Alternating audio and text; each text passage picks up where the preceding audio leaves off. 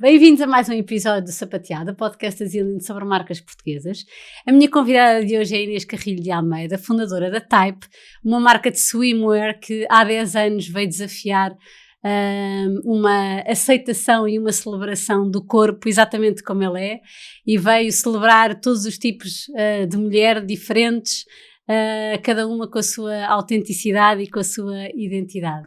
Inês, bem-vinda. Muito obrigada pelo convite, estou muito feliz de estar aqui, já sou ouvinte há muito tempo e portanto fiquei muito contente quando recebi este convite e desejosa também de partilhar um bocadinho da Type. Que bom, Inês, obrigada eu por teres aceito e de facto eu também estou muito curiosa porque a Type é uma marca de swimwear que de facto acabou por desde o início de romper uma série de paradigmas e estou muito curiosa para partilhar os bastidores da marca. Em 2012 foi quando a marca começou a ser criada na tua cabeça. Ainda estudavas na altura arquitetura, certo. E eras uma criança, a marca tem 10 anos, mas tu és muito nova, por isso tudo começou muito cedo na tua vida. Queres-nos contar um bocadinho como é que tudo começou? Claro que sim, então eu estava a estudar arquitetura, na altura em que decidi criar a Type, fui para a arquitetura um bocadinho contrariada e como consequência das circunstâncias da vida, porque engravidei aos 17 anos, o objetivo era ir para Nova Iorque, para o Fashion Institute of Technology, só que entretanto a gravidez mudou-me os planos e tive que acabar por decidir ficar em Portugal, e a arquitetura era um rumo mais seguro do que o design de moda, mas fiquei sempre com isto na cabeça e tive que, a certa altura, não é que não tenha gostado do curso ou que eu não tivesse a gostar, porque eu gostei, mas sabia que não era aquilo que eu ia seguir. Estava lá o bichinho da moda. Exatamente, e portanto decidi que se calhar era a melhor altura para... Sempre com o objetivo de ser uma coisa grande, se calhar era a altura certa para começar a errar e a testar e a perceber como é que isto tudo funcionava. Então pronto, pus mãos à obra, comecei à procura de fábricas, de fornecedores. Na altura, nesta categoria não havia nada, não havia tecidos, não havia fábricas especializadas. Fui para o norte, depois encontramos uma fábrica de brasileiras que trabalhava aqui perto de Lisboa.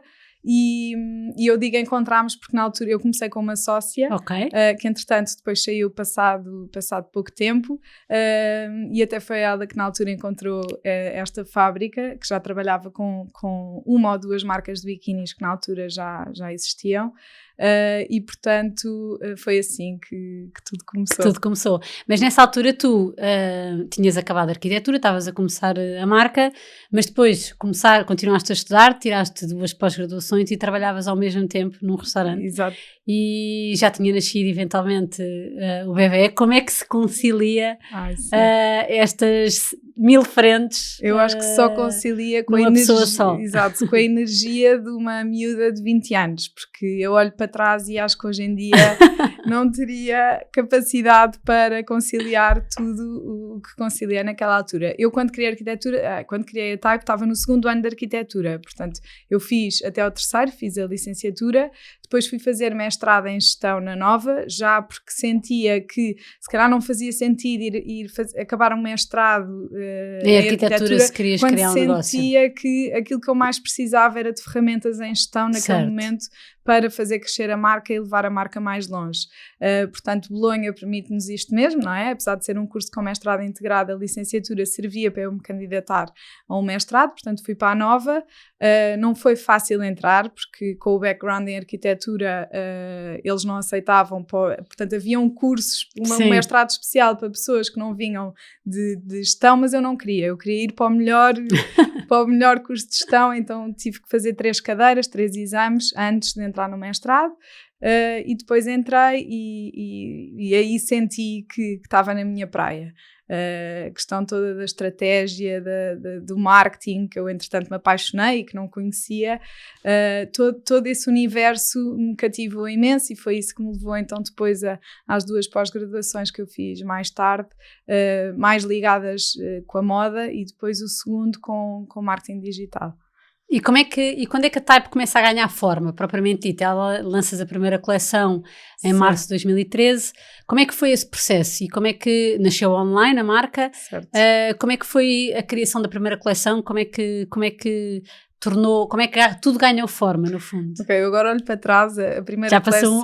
Já é um mundo, não é? Foi uma coisa muito... Quer dizer, nós não desenhámos os padrões, comprámos os padrões feitos, os modelos desenhámos todos, mas sem noção nenhuma do que é que resultava e do que é que não resultava, portanto... E sem experiência de fitting também, não é? Sem experiência nenhuma, e portanto íamos um bocadinho atrás daquilo que a da fábrica, que a pessoa da fábrica nos sugeria, e pronto, e foi um grande sucesso a primeira coleção, porque nós fizemos um desfile, estávamos na idade do nosso público, e portanto fizemos um desfile em que vieram tipo quase 400 pessoas, foi assim uma loucura, e lembro-me de lançar a página no Instagram e termos logo tipo, não foi nada na altura Instagram, no Facebook.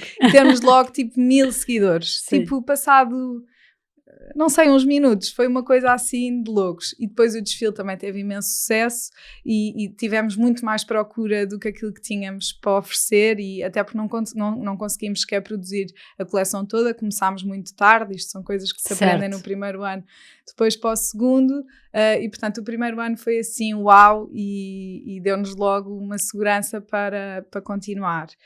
Depois o segundo, o terceiro, o quarto foram anos fracos, ou anos que não corresponderam ao crescimento que eu esperava, e depois quando eu sinto que a marca se afirma com este posicionamento que temos hoje em dia e com esta identidade que temos hoje em dia, eu acho que é aí por volta de 2017, 2018 talvez. E eventualmente quando tu também te dedicaste 100% ao projeto. Exatamente.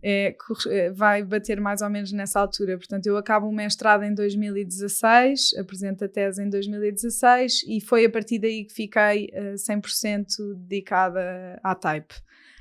E foi aí sim que encontrei uma identidade. Tive muitos problemas nesse processo, nessa viagem.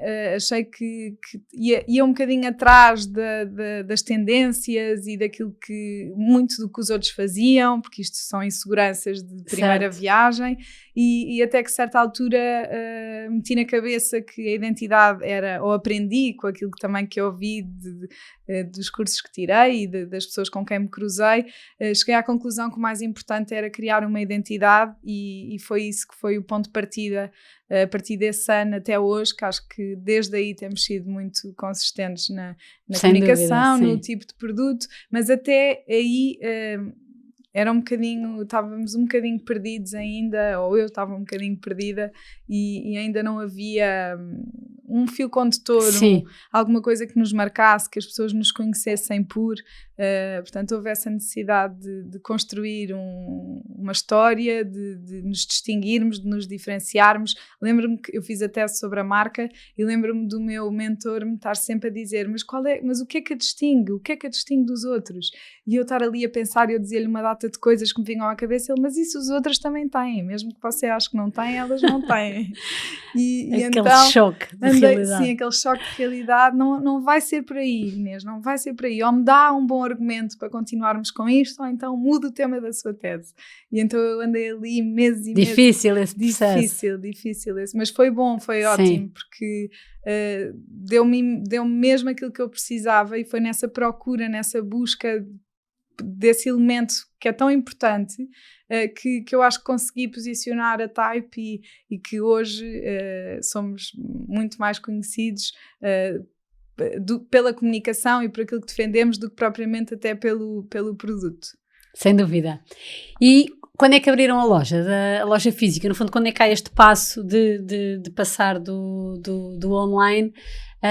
E o que é que vos motivou, ou o que é que, provavelmente o feedback de cliente, que já lá vamos, que é muito valorizado também pela marca, mas o que é que no fundo, qual foi o sentimento de vamos para o físico porque precisamos de estar presentes? Desde o primeiro ano que nós tínhamos um showroom, sempre considerei isso importantíssimo, as pessoas terem a opção de experimentar ou de trocar facilmente se a compra online não corresse bem, de ter um sítio onde pudessem, no limite, reclamar. Portanto, acho que isso dá alguma confiança e segurança ao cliente. E, portanto, nós desde o primeiro ano que temos um uma loja física, era um showroom, não estava Ok. sempre aberto, no início até fazíamos por marcação e depois começou a abrir. Depois, enquanto loja mesmo, aberta o ano inteiro, foi, penso que, nessa altura, 2016, 2017, foi quando abri a primeira loja, na mesma rua onde estamos hoje em dia, mas mais lá em baixo, era uma loja mais pequenina, com escritório por cima, portanto tinha 2 pisos, e foi aí que tudo começou, num formato físico. Exatamente, eu acho que tudo reuniram-se as condições nessa altura para dar um passo maior e para a marca crescer, e eu acho que o físico tem muita importância nesse processo. O que é que sentes que o físico te traz que o online não te traz? Eu acho que é a experiência, o contacto com o cliente, aquilo que me contavas há bocadinho da tua filha ter dito que não havia e que mandou fazer, portanto tentamos que ninguém saia de lá insatisfeito ou sem uma solução ou sem uma opção, porque eu acho que os biquínis, e por isso é que acabámos por chegar a este posicionamento também, podem criar muita vulnerabilidade nas pessoas, e o facto de nos expor tanto faz com que às vezes entramos de lá para ficar melhores e saímos de lá piores, porque ou não nos serve, ou porque nos fica mal, ou porque... Eu acho que esse aconselhamento em loja, que ainda não conseguimos fazer online, infelizmente, faz toda a diferença nesta relação que queremos construir com o nosso cliente. Não queremos que ninguém saia de lá triste, não queremos que ninguém saia de lá sem opções. Se está pequeno, nós pomos maior, se está grande, nós pomos pequeno. Se a alça não está exatamente onde a pessoa gostava, nós tentamos adaptar, fazemos tudo o que está ao nosso alcance para que o cliente saia de lá satisfeito. Mas é no fundo possível então, não digo customizar, mas fazer pequenos ajustes quando não há ali um fitting 100% perfeito. Exatamente. Porque na verdade estamos a falar de um produto difícil, não é? Muito difícil.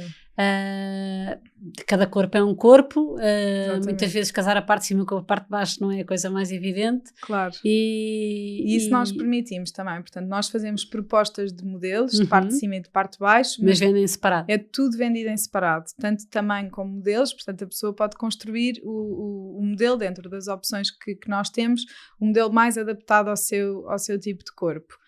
Agora, ainda assim, e a questão dos tamanhos cria muita resistência ali às pessoas. Às vezes temos um tipo de corpo que, por exemplo, uma pessoa muito magrinha, mas muito alta, nunca vai vestir um fato de banho, one piece, completo. No tamanho S, porque nós construímos o molde para uma determinada altura de corpo e por mais magrinha que seja, a altura de corpo não vai ser suficiente para cobrir uma pessoa que tenha mais do que 1,70 m. E portanto e às vezes as pessoas dizem, mas eu sou sempre o S e na vossa marca não sou, porque é isso, porque nós temos que tentar ter modelos diferentes para vários tipos de corpos e o tamanho é que depois acompanha esse crescimento e essas diferenças. Pessoas com mais maminhas, pessoas com mais rabo, pessoas com menos rabo. Não servimos todas nos mesmos modelos e nos mesmos tamanhos. E nós até já fizemos uma coleção que não tinha tamanhos, portanto tinha frases que se relacionavam, tinha small boobs, big hearts, depois tinha um também que era o cherries, outro que era o fried eggs, portanto tentámos ali dar a volta. Agora é muito difícil em termos de logística manter este tipo de tamanhos, mas eu adoraria que pudesse ser assim sempre. E que as peças não tivessem tamanhos, porque isto não causaria essa resistência e essa coisa toda cá à volta do tamanho. Esse bloqueio, não é? Esse bloqueio acontece muitas vezes, as pessoas pedirem o M, não servir e nem sequer experimentarem o tamanho acima, o tamanho L, não experimentam, porque nem pensar, recuso-me a ser um L. Isto acontece imenso e portanto só me leva a pensar. Quando nas crianças é perfeitamente normal andar os tamanhos para cima e para baixo porque eles cresceram mais rápido ou cresceram mais devagar, não é? Deveríamos trazer isso para os adultos. E eu quer dizer, não posso ser hipócrita, eu mesmo comigo, se eu tiver que experimentar um tamanho acima de calças daquele que eu estou habituada a vestir, também penso, caramba, será que engordei? O que é que se passa? Mas eu acho que temos que ultrapassar isto, porque não nos define, não nos faz ser melhores ou piores. E, portanto, desde que a base seja saudável, esse é que é o princípio fundamental. E desde que a base seja saudável, não vejo porque uma pessoa não pedir o tamanho acima ou o tamanho abaixo. Mas esse é um ponto muito importante da marca, e é um ponto que desde o início esteve presente, e mesmo essa coleção sem tamanhos já era uma preocupação, de facto, não haver este bloqueio ou um estereótipo, o que quisermos chamar. Como é que tem sido essa experiência de, no fundo, relacionar-te com todo, no fundo, passar a mensagem que queres te relacionar com todo o tipo de cliente, seja, e criar relação, e passar essa mensagem às mulheres que qualquer tipo de corpo, que desde que a pessoa se sinta bem, se sinta feliz, saudável, que é isso que interessa. Como é que foi explorar esse caminho? E já lá vamos às embaixadoras, mas como é que começou esse quebrar de barreira da beleza, que muito na moda já tem havido um caminho neste sentido, mas de facto acho que em termos de marca de swimwear, a portuguesa foste garantidamente a primeira a falar sobre isto. Sim, como é que foi romper este caminho? Foi muito ouvir o cliente e aquilo que era o feedback do cliente, e muito neste processo de nos queremos diferenciar. Porque a mim pessoalmente causa-me mesmo comichão ouvir pessoas tristes e a esconderem-se na praia, porque acho que se queremos sentir-nos melhor com o nosso corpo, há sempre um caminho que podemos fazer, e que está ao nosso alcance. Mas quer dizer, quem está no processo oposto de estar a engordar ou por algum motivo, também não se pode de repente se esconder e não se sentir bem, quer dizer, não faz sentido, e foi nesse sentido que tentámos tornar bonito aquilo que uma sociedade inteira acha que não é, ou considerava que não é. Portanto, foi bora fazer campanhas em que mostramos que uma mulher curvy, com maminhas grandes, com maminhas descaídas, com ancas largas, que fica bem nos biquinis também, e que os biquinis também são pensados para elas, que há determinados modelos que nós desenhamos a pensar em determinadas características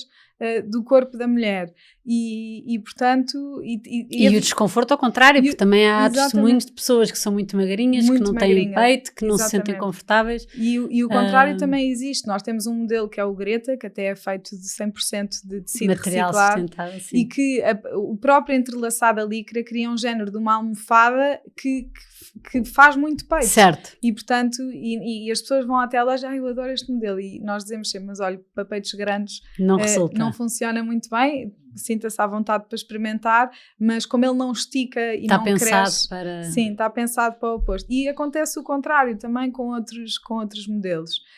E portanto, não interessa nada estarmos a ter um processo criativo tão preocupado com isto e depois não o comunicarmos. E portanto, isto já acontecia no backstage e na fábrica e no desenho, querermos ter modelos para aquele tipo de corpo e para aquele, mas depois a comunicação era igual aos outros todos.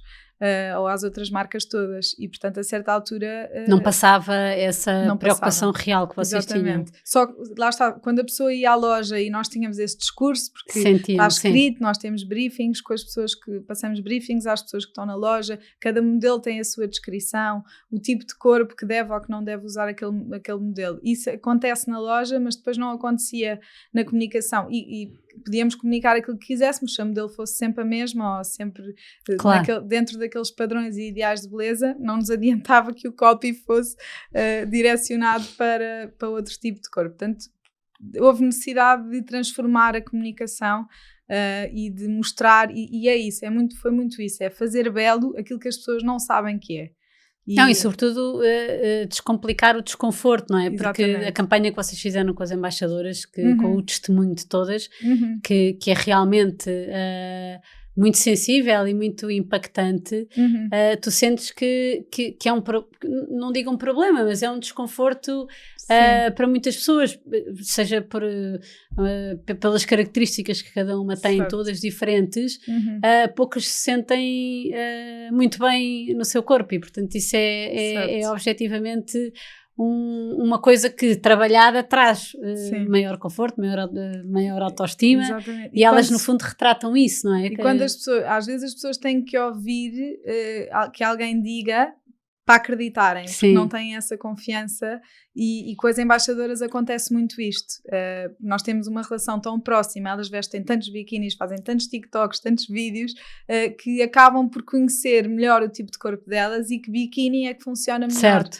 E portanto este processo é uma autodescoberta, não é? É uma autodescoberta. E experimentam tanta coleção, elas também participam no processo de decisão de quais são os modelos que vêm ou não para a coleção. Então vamos lá atrás, que eu acho esse trabalho mesmo super interessante. Qual é que é o trabalho das embaixadoras? No fundo, aqui para quem nos ouve, as embaixadoras são um grupo de mulheres que se inscrevem, no fundo há um programa aberto e elas podem se inscrever e depois são validadas por vocês na vossa equipa, com alguns critérios que terão com certeza, mas sobretudo acho que é um bocadinho a personalidade de cada uma que, ou pelo menos foi isso que eu recebi, que no fundo é o que vos faz dizer faz sentido seres embaixadora type, independentemente de cor da pele, corpo, cabelo, o que for.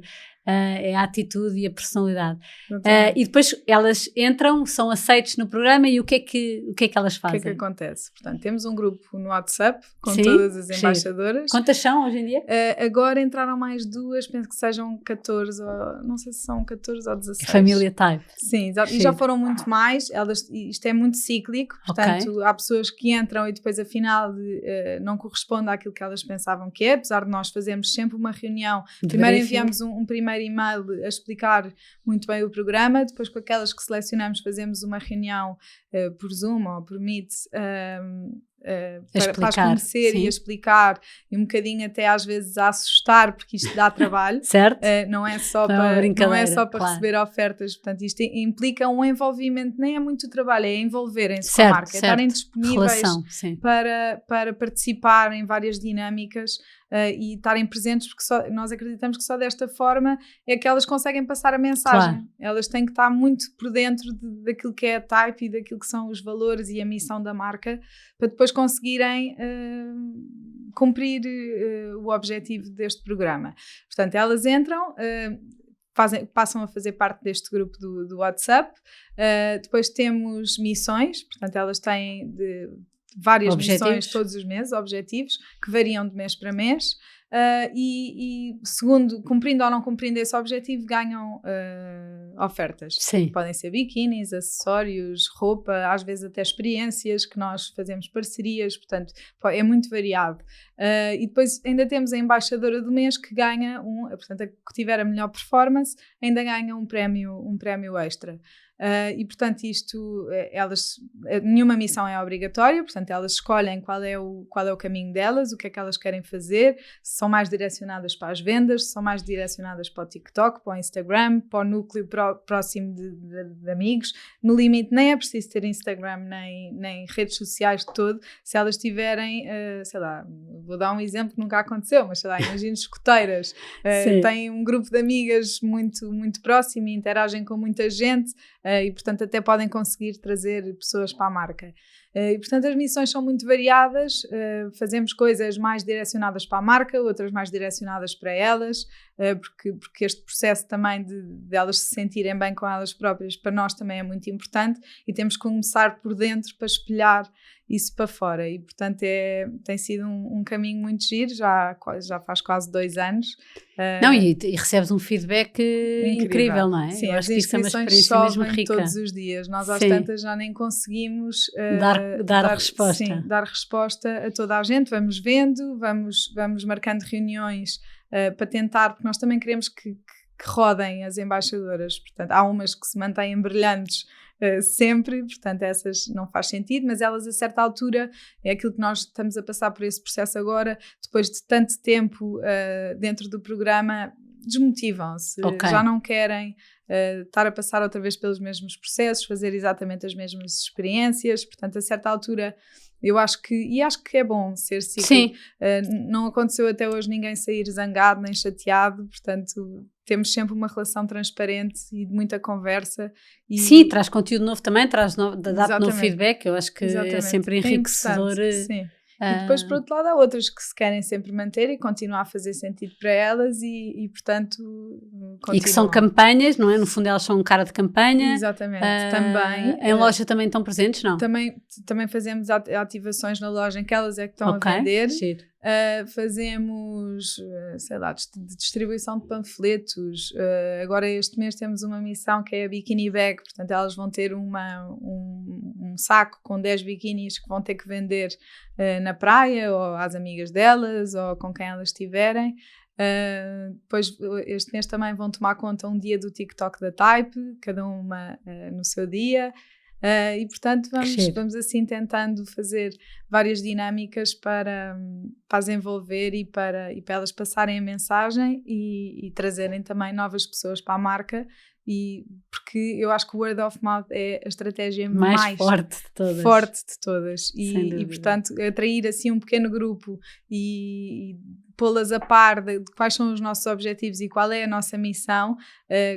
Se cada uma contar a 10 pessoas já é incrível. Sem dúvida. E portanto os frutos têm sido... E sobretudo nessa onda positiva de boa experiência que é sempre uma recomendação, não é? E tem muito impacto, sobretudo quer dizer, em qualquer faixa etária a recomendação é relevante, mas numa faixa etária mais jovem em que elas têm grupos e que ligam enormes, muito ao que é que cada uma está a usar, etc. Não é? Vejo isso, a minha filha se calhar está numa faixa etária um bocadinho ainda anterior ao teu target, mas quer dizer, já é cliente, portanto, objetivamente, poderá ainda não viver muita marca, mas já está completamente esperta. Mas é o cliente daqui a 3 anos. Não, e ela objetivamente já é cliente, pode ainda não estar muito ativa na parte da comunicação, mas claramente que esta questão do que é que elas usam, um bocado em grupo, não é? Quer dizer,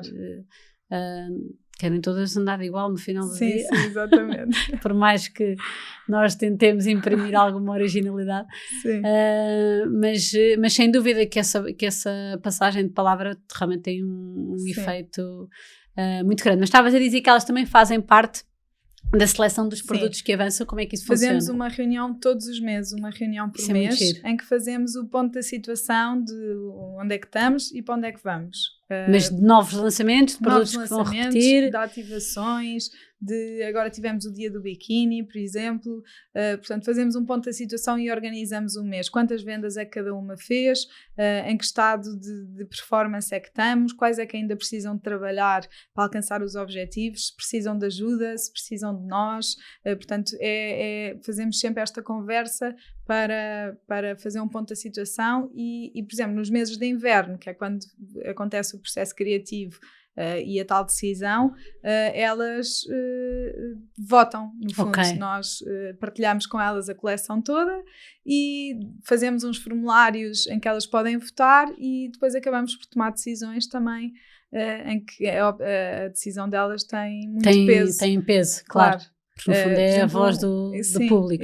Lançámos agora uma coleção cápsula em que tinha sido o favorito delas, das embaixadoras, na altura. Depois acabámos por não lançar na coleção mãe porque as cores não batiam e porque há muito esta preocupação de ser tudo muito harmonioso. Mas a saber sempre que ia sair numa coleção cápsula à parte. E pronto, e foi totalmente decidido pelas embaixadoras. Que giro. E esse processo criativo, no fundo, vocês hoje fazem tudo, desenham os modelos, moldes, que façam com as fábricas, mas têm 2 costureiras internamente. Sim. Essas costureiras permite não só... 3? Sim. Já estou desatualizada. Permite essa adaptação dos modelos em loja, não é? Como também fazer quando não existe. Exatamente. Se tivermos tecido, se houver essa possibilidade, fazemos sempre.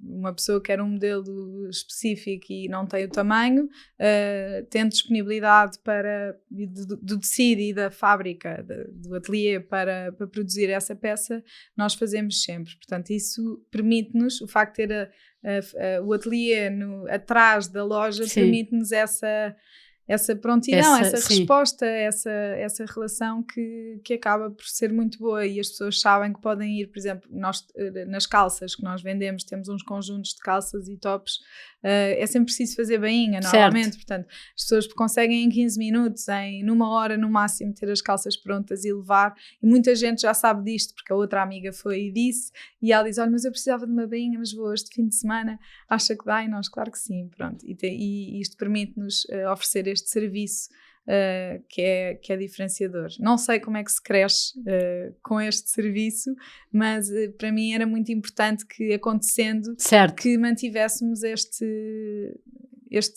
oferta e este trato. Sim, isso faz parte da experiência, lá está, que há bocadinho dizias que é o diferencial da loja exatamente, física, não é? Hoje em dia o online vai dar sempre praticidade e rapidez, e a experiência e o contacto com a marca e essa inspiração vai sempre ser física, portanto, escalando ou não escalando, esse serviço é muito significativo e fideliza muito. Claro. Mas continuas a produzir em fábricas, portanto não fazes a produção toda no ateliê? Fazemos grande parte da produção no ateliê, porque temos a questão do inverno, não é? Mas o que é que nós não fazemos lá? Agora vamos lançar a coleção no inverno, que é em fábrica, a coleção Kids também, e portanto há coisas que determinados acabamentos que nós não temos máquina para fazer, vão para outra fábrica, depois voltam, portanto temos vários fornecedores diferentes nas diferentes áreas, e acabamos por complementar o serviço ali. Se é preciso contratar extras, contratamos extras, trabalhamos ao sábado, ao domingo, à noite, e a questão da sazonalidade permite-nos... Era o que eu ia perguntar agora. Sim, permite-nos ter ali tudo muito concentrado, apesar de não ser tudo. É grande parte ali. Mas como é que geres a sazonalidade do ponto de vista de vendas? Eu sei que ainda. Tens alguns produtos de inverno, sim, mas consegues compensar vendas para fora de Portugal? Não. Ainda não, ok. Não, portanto, nós sofremos muito com a sazonalidade, seríamos uma marca muito maior se fosse possível vender ao mesmo ritmo no inverno que vendemos no verão. Certo. Estamos no processo de nos afirmar com outro tipo de produtos, já lançámos vários. Nada resulta especialmente bem ainda até ao momento, mas pronto, eu acho que é um processo. As pessoas conhecem-nos como uma marca de biquinis, foi assim que nos afirmámos, é assim que somos reconhecidos, e de repente no Instagram no inverno lançamos uma coleção de outra coisa qualquer e parece que estamos na terra de ninguém. Depois cai uma venda aqui, uma venda ali, depois o ritmo é muito mais baixo, e pronto, acabamos por nos vingar com os saldos. A Black Friday é muito forte, o mês de novembro é muito forte em termos de vendas, temos uma comunicação muito ativa nessa altura. O Natal e as férias, mas é muito pontual, não se compara ao volume de vendas do verão, e é o nosso calcanhar daqueles enquanto marca de swimwear, e que estamos a trabalhar para tentar ultrapassar, mas até ao momento ainda não encontramos um caminho. Sim, mas faz parte do caminho, portanto, estas inseguranças às vezes, o não encontrar logo, o ir testando várias coisas e ir... Exatamente. No caso dos sapatos, calçamos-nos o ano inteiro, não é? Portanto, acaba por ser... Sim, mas tem outros desafios, não é? Exato, claro. Nenhum negócio é fácil. Sim, exatamente. Portanto, é muito isso, é muito ir procurando outras soluções e eventualmente mercado externo. Acho que faz todo o sentido, mas também demora tempo. Se nós estamos neste ponto quase há 11 anos aqui, o que é que ainda temos que percorrer para chegar a este nível lá fora? Também estamos a tentar ir por aí, primeiro para a Espanha, Reino Unido, mas estamos a ir para a direita, e onde é verão é à esquerda, e portanto demora tempo. Não tenho dúvidas que lá chegaremos, é um desejo muito grande, e eu acho que quando se quer muito, muito, muito, as coisas acabam por acontecer, mas pronto, é preciso paciência e tomar as decisões certas. Já surgiram algumas oportunidades, mas que depois não evoluem ou exigem outro tipo de coisa, e portanto ainda não houve esse passo ou essa sorte, ou não sei o que é, mas ainda não aconteceu de forma muito afirmada. Lá chegará. Espero que sim. O que é que quer dizer type? Então, não tenho uma história muito romântica para te contar. Portanto, neste processo de escolha de nomes, tínhamos na cabeça que era um tipo de biquínis para um tipo de mulheres.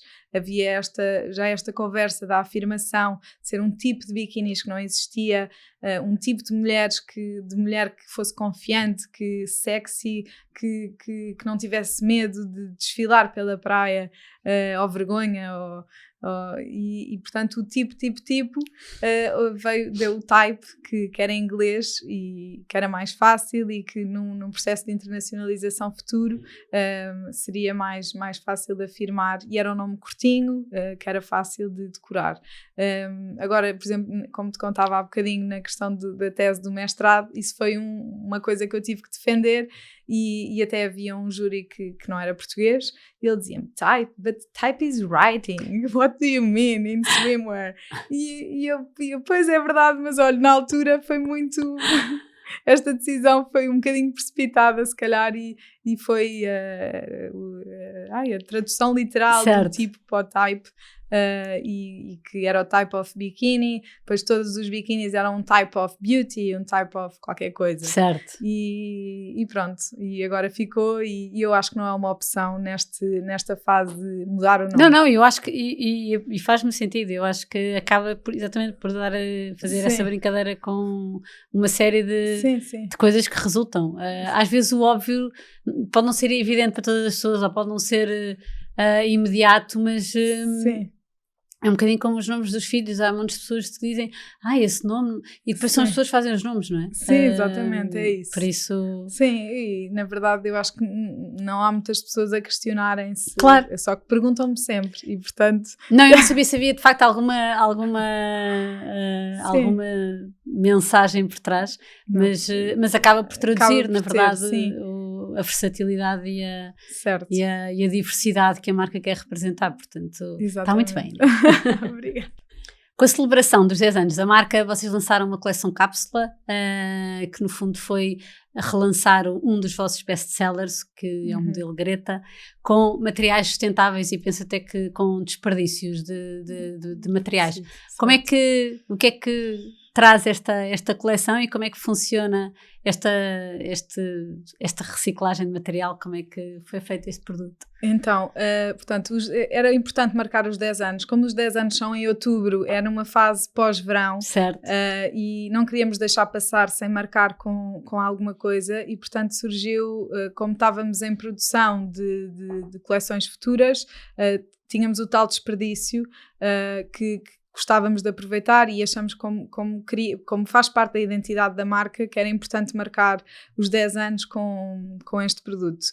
Portanto, fizemos 3 versões do Biquíni Greta, que já existia desde há 2 coleções, que é feito, portanto, no fundo há o corte, existe o corte das peças.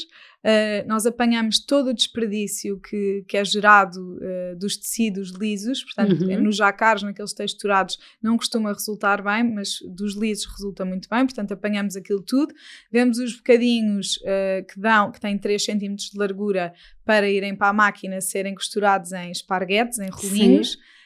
E depois fazemos o processo de entrelaçar a parte do bojo, da copa, em macramé.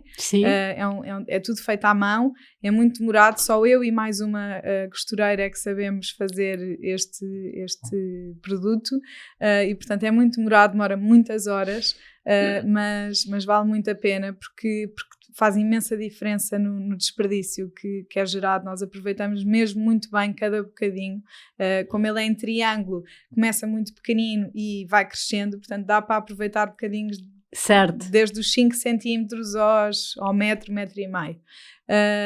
E este biquíni surgiu em 2019, foi a primeira vez que ele fez parte de uma coleção numa só cor, numa só cor, que tinha 3 cores diferentes, e foi num dia de brainstorming na Type, em que nessa altura estavam 2 designers comigo, e falávamos de ter qualquer coisa que fosse diferente, que marcasse, artesanal. Eu costumo dizer que noutra vida fui artesã, porque tudo me leva para esses trabalhos muito manuais, muito demorados, muito complexos. E estávamos ali, ai macramê, ai tricô, ai crochê, nos vídeos no YouTube.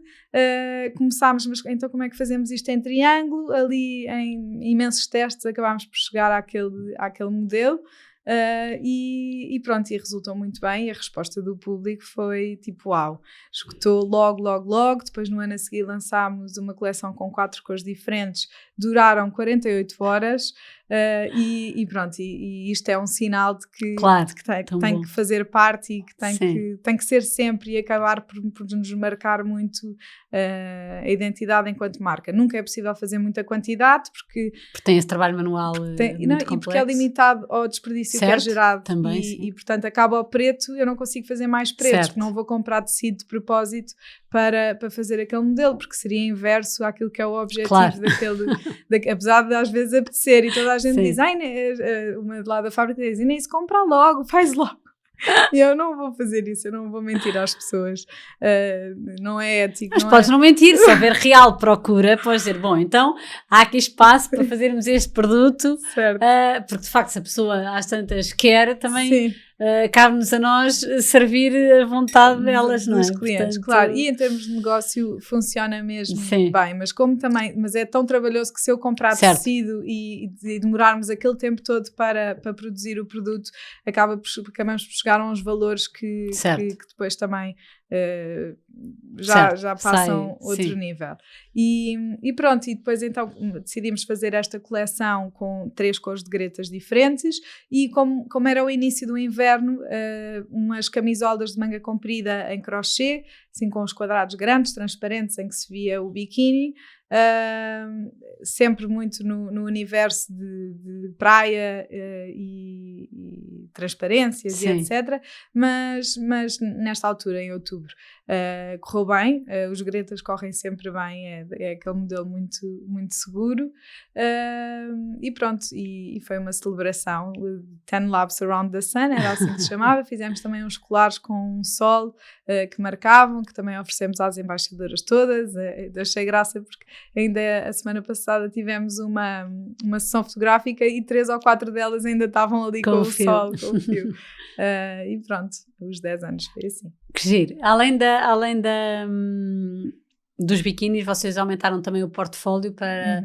agora ainda estavas a falar das camisolas e também acessórios, sacos de bolsas de praia. Como é que este aumento de gama, e sendo uma produção tão especializada, como é que nasce? É fácil gerir? Como é que vão acrescentando esses produtos que no fundo quase que exigem um modelo de produção completamente diferente? Pronto, eu resisti muitos anos a este aumento do portfólio de produtos precisamente por isso, porque é uma linha de montagem completamente diferente, um corte diferente, um tecido diferente, é tudo diferente, mas a certa altura, e porque toda a gente pedia muito também, e porque faz todo o sentido, acabei por ceder e este ano foi assim o ano em que tivemos mais complementos de praia, tanto vestidos como saias, como paréus, colares. Fizemos uma parceria com os puffs de praia também, foi um sucesso também, vendemos logo tudo. Os sacos de praia, os tote bags, portanto fizemos assim vários tipos de produto para complementar, e tem corrido também muito bem. As camisolas de crochê voltaram a aparecer, mas em versão cropped e manga curta, e pronto, e a ideia é agora para o inverno também manter esse aumento de gama. Vamos ter mesmo uma coleção que é usável no inverno este ano. Boa. Como é que neste período todo, e 10 anos, quase 11 de marca, 2 filhos, tanto caminho já percorrido, qual é que foi assim o desafio maior que tiveste e que olhas para trás e que dizes, aprendi mesmo muito com isto? Olha, o maior desafio para mim é os recursos humanos. Certo. Não há dúvida nenhuma que é uma parte muito importante. Hoje quantas pessoas são na equipa? Hoje em dia 10. Ok. Pronto, mas já fomos mais antes do Covid, certo. Entretanto saíram algumas pessoas, adotámos o sistema de trabalhar alguns serviços em outsourcing, nomeadamente o design gráfico, o marketing, a performance, marketing, anúncios, etc. E isso mantém-se até hoje fora. Mas o maior desafio é sem dúvida esse, é manter as pessoas motivadas, saber quando é que é hora de ir embora, quando é que é hora de ficar, quando é que eu quero reter, quando é que eu quero deixar ir, manter toda a gente feliz e eu também estar feliz e, portanto, para mim, sem dúvida, é o maior desafio, é esse. Não nasci para gerir pessoas, sempre fui individualista no trabalho, a vida trouxe-me aqui que sem pessoas não sou ninguém, não é? E portanto preciso mesmo de mantê-las e relaciono-me super bem com toda a gente. O meu problema é só estas decisões fulcrais e que eu não tenho sensibilidade, pronto.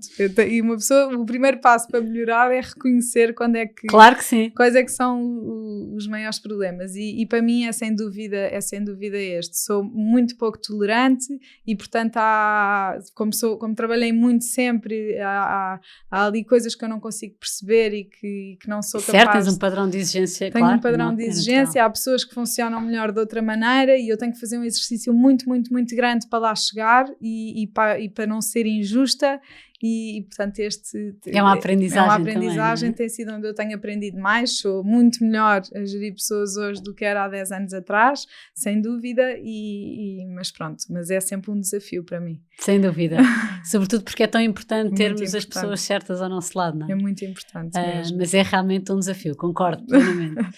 Onde é que tu te inspiras? Então, olha, inspiro-me ou quem é que te inspira nas mais diversas coisas. O meu processo criativo é muito longo, é a parte que eu mais gosto de fazer e a parte que eu mais gosto do meu trabalho e, portanto, é muito constante. Eu estive na Tailândia em novembro e já estava a desenhar 2024, depois interrompo porque de repente não me sai nada e esta semana, no início desta semana, recuperei aqui o processo criativo e pensei, não, isto fez-me sentido lá, mas agora já não me está a fazer aqui, portanto vamos para outro caminho. Não gosto de seguir tendências, que foi uma coisa que eu fiz nos primeiros anos da marca e que hoje em dia me tenta afastar.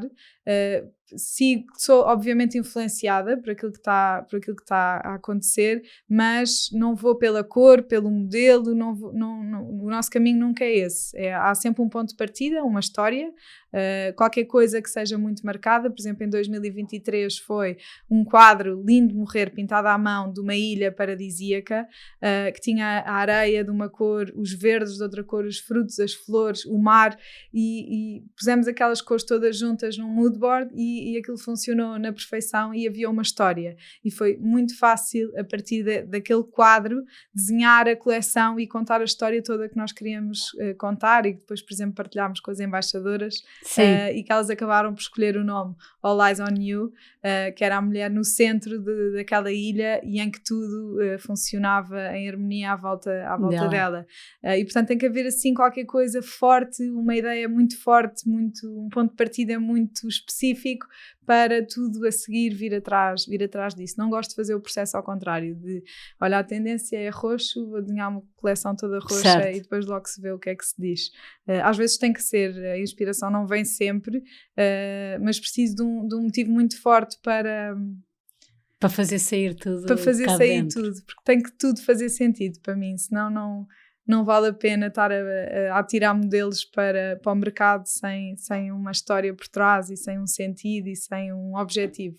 Quando saem modelos que tu não gostas, como é que fazes? Olha, aconteceu isto com esta coleção cápsula, eu não gostava mesmo do padrão e aquilo estava-me a fazer confusão e até porque adiei aquele lançamento e não, isto nesta coleção mãe não vai. Eu depois lançamos a tal cápsula mais tarde, mas nesta não está-me a quebrar, aqui não está a dar. Arranjamos assim uns argumentos para encaixar cá dentro. Como é que... E, portanto foi um sucesso, portanto eu tenho que dar o braço a torcer, eu não estou de todo, que eu estou sempre certa, tenho algum instinto e alguma intuição que às vezes me trai, que outras vezes me corre bem, me surpreende, mas pronto, mas se me contarem a história bem contada e se fizer sentido na minha cabeça, faz todo o sentido. Se não fizer, não consigo depois inspirar e fazer uma comunicação, e se não houver uma história e uma coisa muito forte, um elemento muito forte. Tem que vir de dentro. Tem que vir de dentro.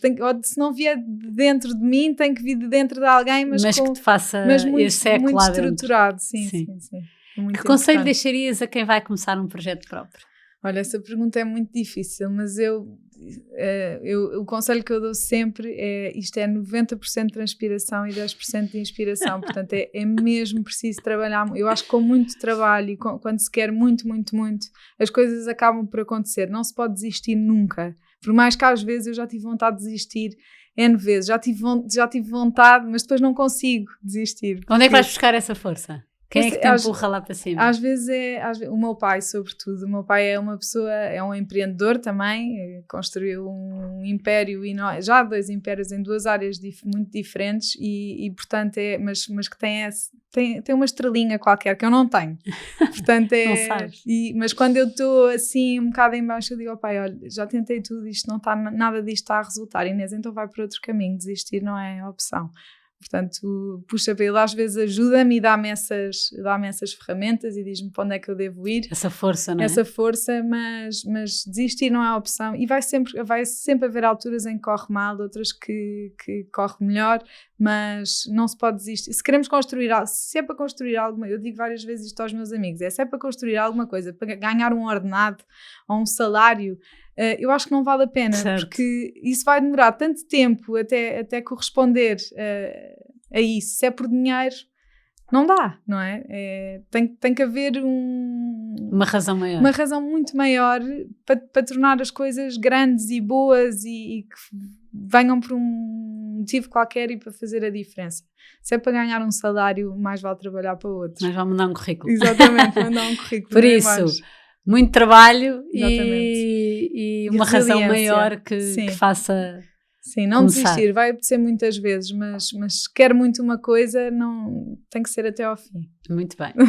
E para onde é que nos levam os sapatos da Type? Quais é que são os próximos passos da marca? Então, é a internacionalização, sem dúvida. É o inverno, é ter um bom inverno, uma coleção que as pessoas começarem a conhecer a Type também como uma marca de roupa, de outro tipo de acessórios que sobrevive o ano inteiro. Portanto, é pensar na mulher de biquíni no inverno, como é que se veste.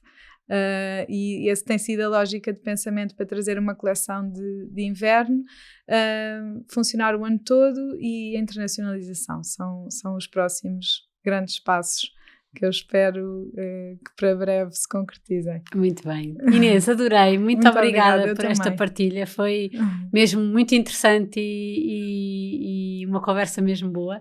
Muito obrigada e muito sucesso para a Type. Obrigada eu. Obrigada.